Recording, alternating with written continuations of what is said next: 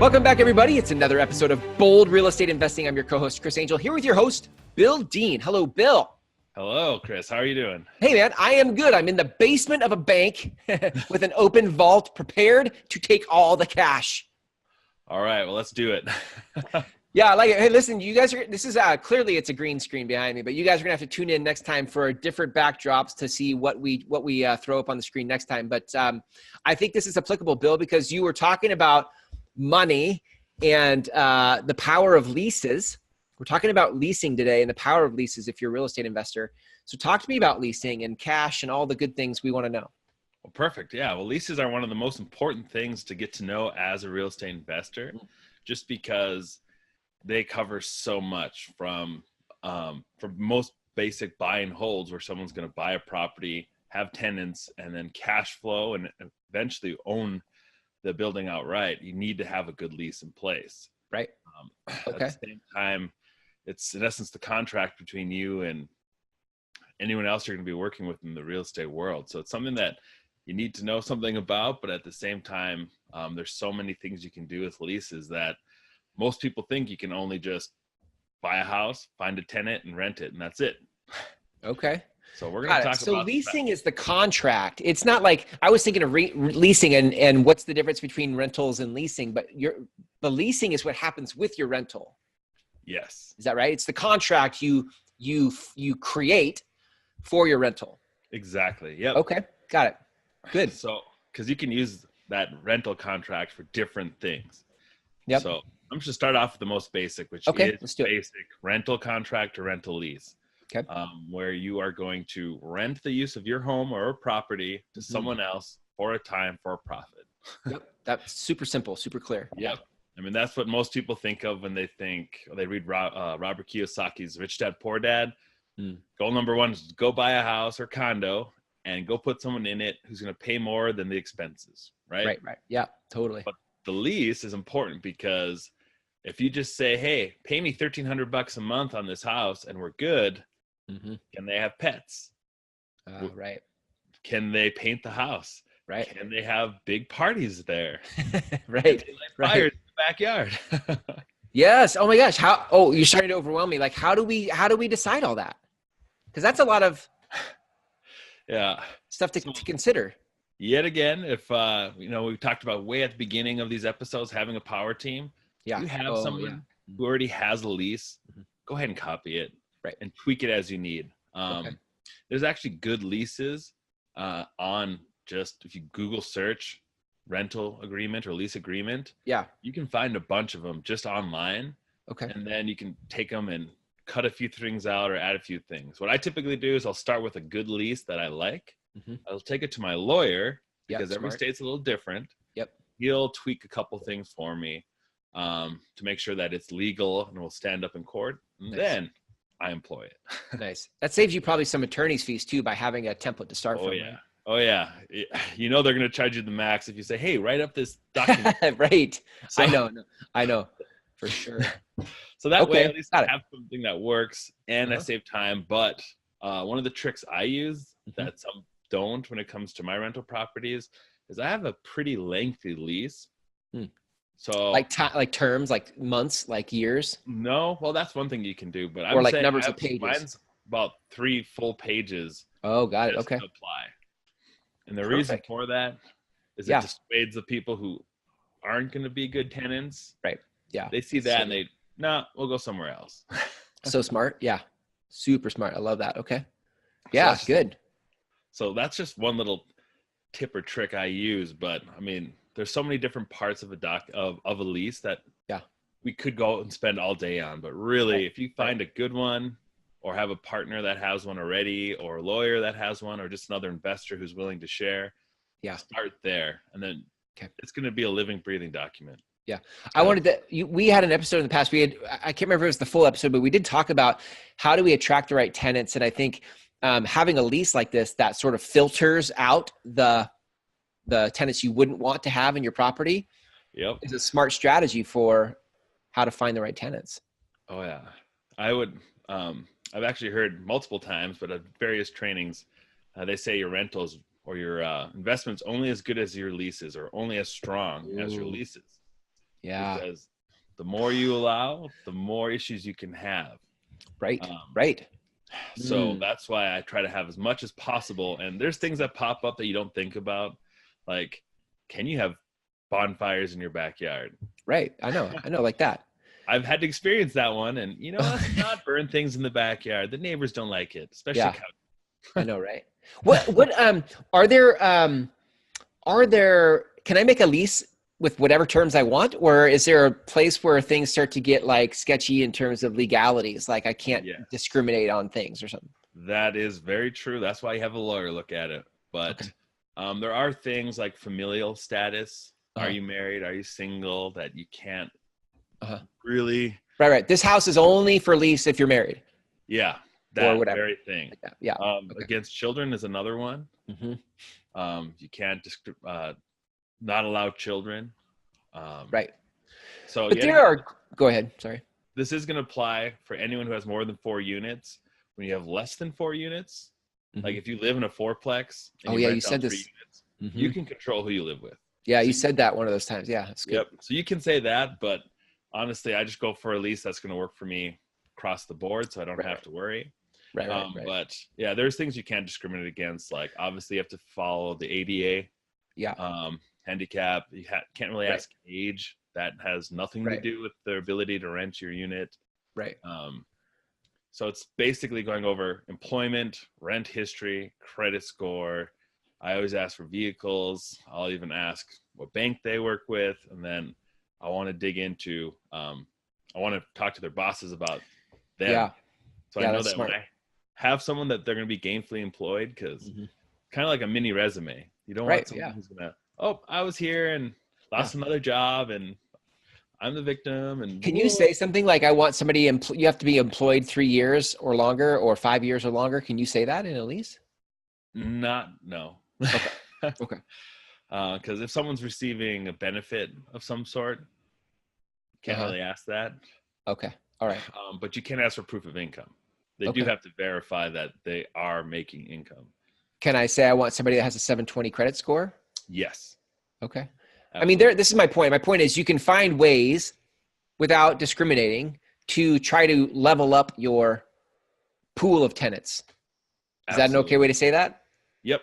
Okay. No, that is actually perfectly fine, because you're not going to want to have let's say you have a $300,000 house that you're renting out. Right. You're probably not going to want to give it to 5 frat boys. Right. Yeah. Right. Of course, that makes sense. That's above average house in your area you're investing. Right. The lease is nice because it will help. It can use it on the front end to filter, but also then it's your rule of law towards the end, because your lease will tell you how they can get out of the contract. If it's a 12-month, this is the penalty if you leave early. Yeah. Right. That way you don't just get left high and dry. Like here, where we have very cold winters, not many people want to move when it's 20 below. Right. Good point. Yeah. And if they exited, then you'd have a vacant rental for however long until you could find a new tenant. Yeah. Good point. So that's where those warnings come in. And then you have something to take to small claims court saying, hey, this is the contract. It's legal. And they broke it. So especially if they destroyed something, that also needs to be in that contract. Yeah, it's good. I love this conversation. It's funny. I don't know. Maybe it's just me being a novice of to this information, but it's interesting about when I think real estate investing, I think of the property, I think of the tenants. I even think of the team sometimes, like who's my contractor going to be, who I need a handyman on my speed dial, but I don't think about the nuances of terms of leases. That's huge. It sounds that's huge. This is huge for yeah. Oh my God, it's so important. Well, I mean, for seasonal places, you really want to know, because a lot of people think you think seasonal for cold weather, right? But it's the exact opposite. You do it for mild weather down south, where they'll only sign a few month lease from April till about November. You can only get maybe month to month, because they know they have snowbirds coming, and then they're gonna 10 times that rental rate from $800 to $2,000, $3,000 for the winter months, right? And then when they leave, they'll open it up again for extremely low prices. So That's interesting. You mentioned in a past episode about your exit strategy, and that was about moving on to the next property. But I feel like that same logic applies here. Like, what's your exit strategy with a tenant? Like, do you have things to protect you in your contract for the exit of a tenant? Yeah. Yep. No, that's very true, because you want to know when they're going to leave. Of course, some people, things happen, they're going to leave, but you want to give yourself, the landlord, as much protection as possible, so that of course, you have some recourse. Because if they trash the place and won't leave and won't pay, right, you need to be protected in that. Absolutely. And then planning seasonally, when someone's like, yeah, I'm thinking about moving or whatever. Okay, when can I best, like, maybe it's gonna be better if I have you move out a little early so I can get someone in here while the season's still good, versus you want to leave in January. Well, that's going to be a little tough. Yeah. It's good. So Got it. that whole beginning with the end in mind is something I've had to learn, even just because, started with leases, they were pretty basic. And then as things occurred, like vaping became huge while I was, since I've had rental property. Yeah. That changed things too, because it wasn't technically smoking, but boy, does it leave a mess. Does it really? What is the mess that vaping leaves? I don't vape, so I don't know. Okay, well, it's a side note, but I had some college kids and they would vape, and it leaves like a film. Oh, like in the house? Oh, yeah, because it's kind of got a resin type sticky material in it. So they'd smoke in the shower or in the bathroom, which was humid, and so the walls were just kind of covered in this sticky whatever. That's crazy. That's nasty. That's so nasty. So that was a fun scrubbing job, but lesson learned. So no smoking or vaping in the houses, period. Thanks for learning that one for us and passing that wisdom along, right? Yeah, it takes a lot of soap and water, and so leases are very important about that, but in and of themselves, there's actually strategies with leases. Because tell me. Talking about the basic, I'm gonna lease my space that I own to you, but did you know you can actually lease someone else's space to someone else for a profit? Yeah. How popular is that? That's subleasing, right? Do we call that subleasing? Yep. So is that, do landlords like that? Do property owners like that? Or is that not? It depends. Okay. It really depends, because there's different terms for it. You can call it a wraparound lease. It really just going to depend on the owner of the house and what's going on in the marketplace. Oh, that's a good point. Yep. Because it's almost like landlording, but you could actually include a landlord in this whole process. But let's say you're paying attention to the housing market in your area, and you see someone has like a rental house that's very, very low. Like, let's say the normal is $1,200, and you see someone renting a house for $500. What is going on? Yeah, so you check it out. You see that it's really a guy who's owned the house forever, doesn't really care, doesn't really want to do anything. The house is in decent shape. Hey, I'll rent that from you, and just check the contracts to make sure that everything's okay to sublease. But then you could turn around and lease it for market value. All right, you wanted 500. I'll gladly pay you 500. Plus, I'll ensure that you're going to get paid 500 every time. Okay, well, now he's happy. You turn around then and go lease it for 1,000 or 1,100, whatever the market is. Right. And now you're cash flowing the difference. I would imagine those kind of deals would go quickly. Yeah. Like smart investors would be picking those kinds of leases up quickly and turning them around. Well, a lot of people don't look for them. They want to own the property. Because you don't get the tax benefits when you do a wraparound lease like that or a sublease, but you are still generating income.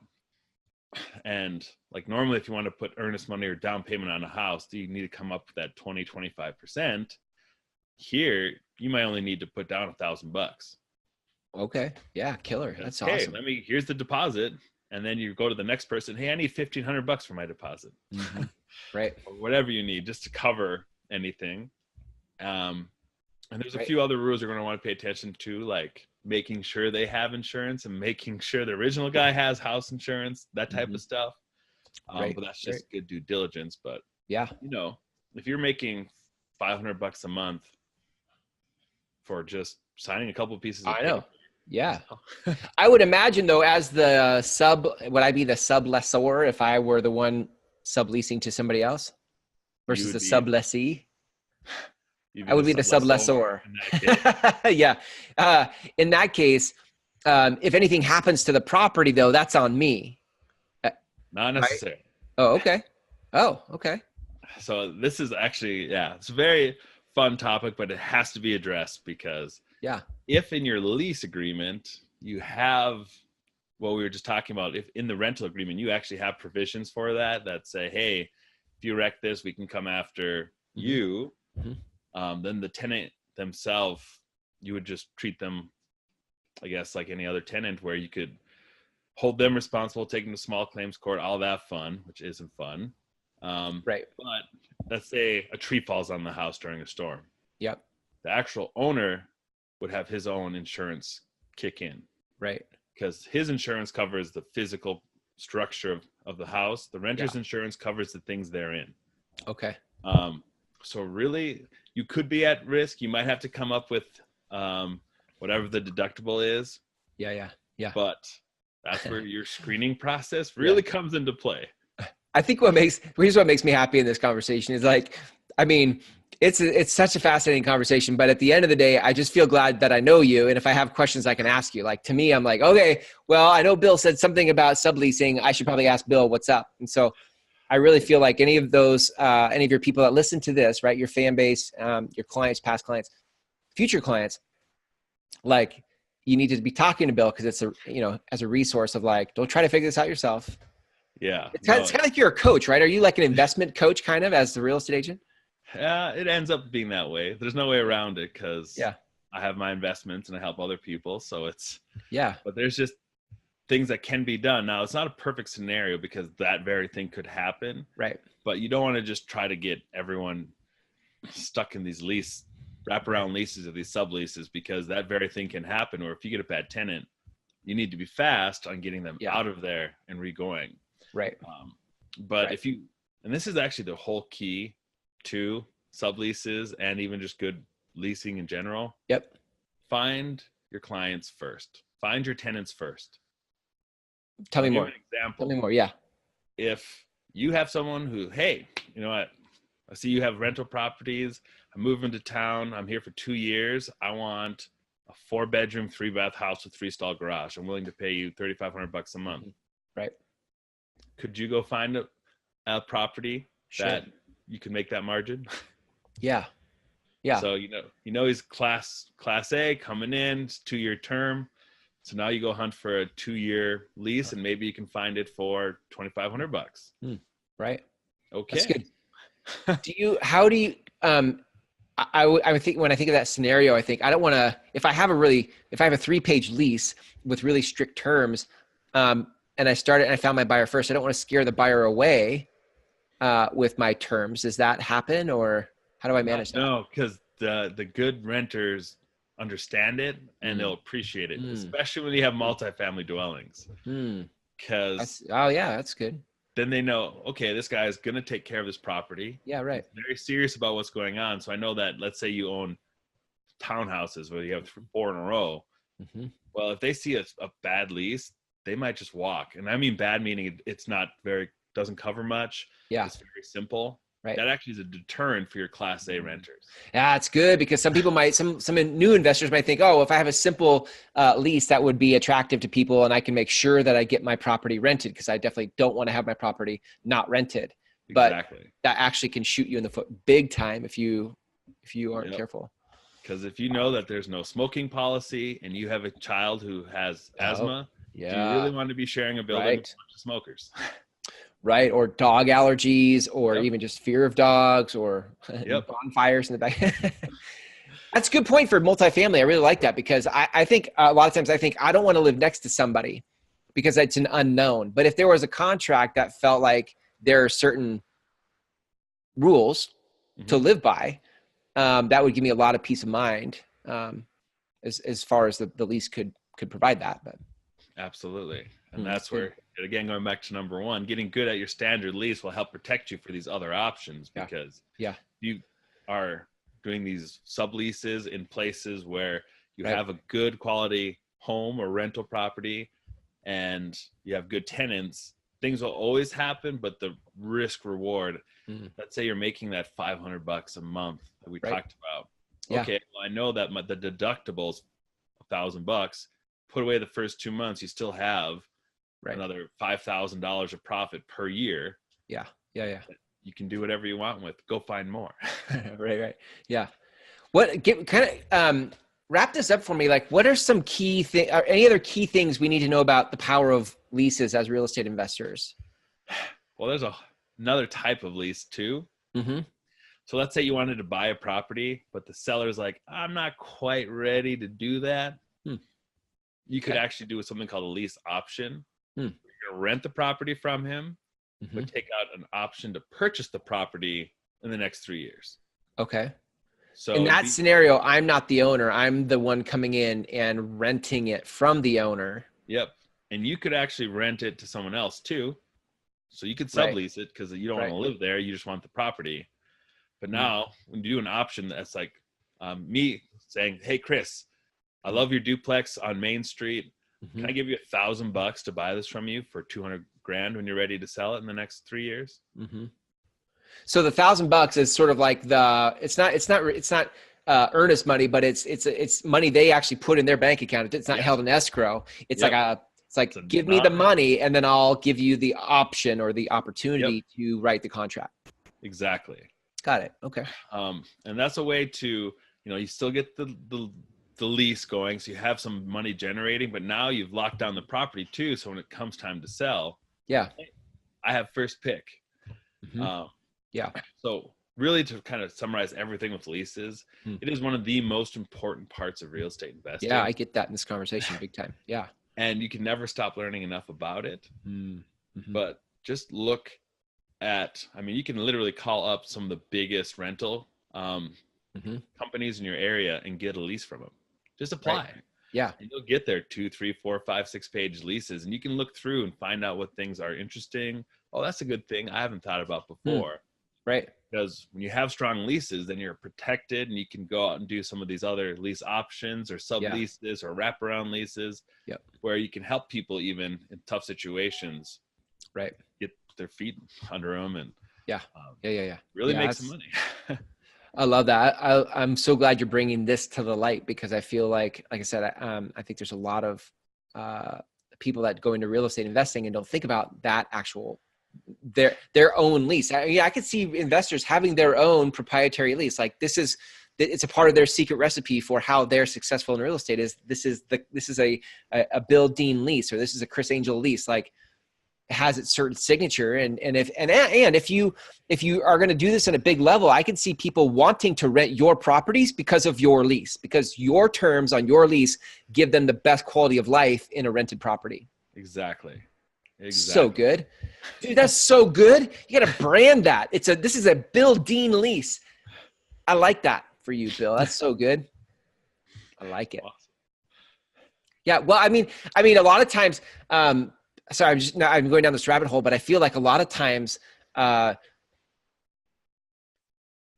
isn't a lot of branding that happens for real estate investors.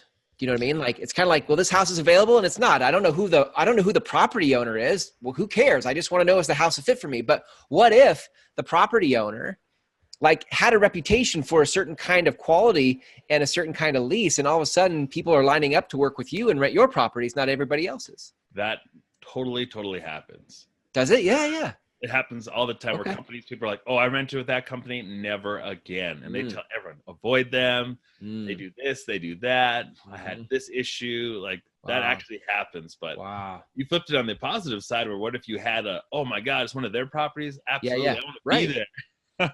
Yeah. Why couldn't we brand that? Why couldn't we create a following for the kind of rentals we create in the marketplace? I love that. Let's do that, Bill. All right. Sounds good. Getting all fired up here. I love it. Awesome. Well, Bill, if people want to reach out to you about investing, because I mean, just listen, episode after episode, you keep delivering tons of value. And I think if any of you listening to this have listened to at least 2 episodes or more, you're already getting, like, there's a lot more to the picture than meets the eye. And I think the best way to solve that is by just working with somebody who's been down the road further than you, which Bill clearly is for me. So Bill, if people want to reach out to you, start a All right. conversation about investing, where do they go? To BillDeanHomes.com. So Perfect. that's just my name, BillDeanHomes.com. Yep. Click on the comment section and let me know, and I'll reach out to you. I love it. So good. Yes. You'll do, like, if people, like, is there some type of a consultation or a conversation that happens where you try to like figure out what's like what they're trying to do, what's a good fit, what next steps are? Typically I try to find out where they're at, if they're just starting, or if they have a property, or if they if they're working on something, they can't figure out maybe what I should do with it, or how can I get it. I just need a few basic things, and we can work out the next step. Yeah, that's so good, because sometimes people won't reach out until they're like, okay, I'm ready to do something. Now I'm going to call Bill. But I think part of the value, Bill, in what you offer is the talking through the strategies. Don't wait until you're quote unquote ready. What if your readiness isn't as good as ready could be after talking to Bill, you know? And sometimes you'd be surprised. Sometimes waiting to be ready isn't even needed. Right. Good point. Wow. You just didn't know. Wow. That's a good one. All right. I love it. So you guys can go to Bill Dean, DEAN, BillDeanHomes.com and connect with Bill there. Bill, thanks for a great episode. I can't wait to see what our next backdrop is here, what our next green screen is. That we'll have to come up with something fun for people. But until next time, see you later.